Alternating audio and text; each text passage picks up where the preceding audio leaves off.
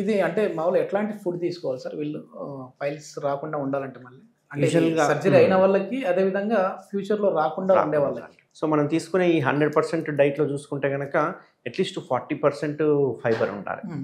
40% fibre ఉండాలి, 20-30% అనేది carbohydrates and 30% అనేది ప్రోటీన్స్ ఉండాలి అన్నట్టు. సో ఎక్కువ అంటే ఈ కాన్స్టిపేషన్ ఉన్న వాళ్ళు ఎక్కువ ఇంపార్టెన్స్ అనేది పీచు పదార్థాలకు ఇవ్వాలి, ప్రోటీన్స్ కంటే కూడా పీచు పదార్థాలకు ఇవ్వాలి.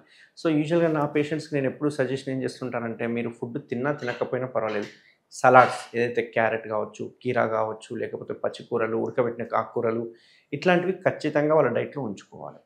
మార్నింగ్ లేచిన వెంటనే అంటే బ్రేక్ఫాస్ట్ టైంలోనే ఖచ్చితంగా ఒక క్యారెట్ కీరా, నైట్ పడుకునేటప్పుడు ఒక క్యారెట్ కీరా, అండ్ మీరు ఒక బాటిల్ పెట్టుకోవాలి. ఆ బాటిల్ మీరే తాగాలి అట్లీస్ట్ 4 to 5 లీటర్స్.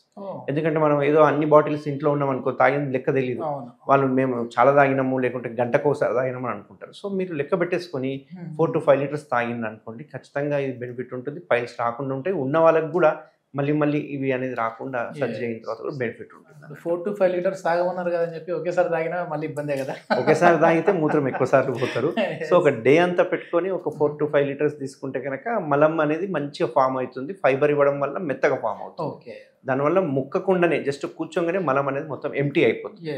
అట్లా ఎంటీ అయింది అనుకోండి, అవి కుషన్స్ లాగా ఉపయోగపడతాయి. మనం సరిగ్గా ఎంటీ చేయలేదు అనుకోండి, ఆ కుషన్సే ఉబ్బిపోయి పైల్స్ అనేవి ఫామ్ అవుతాయి.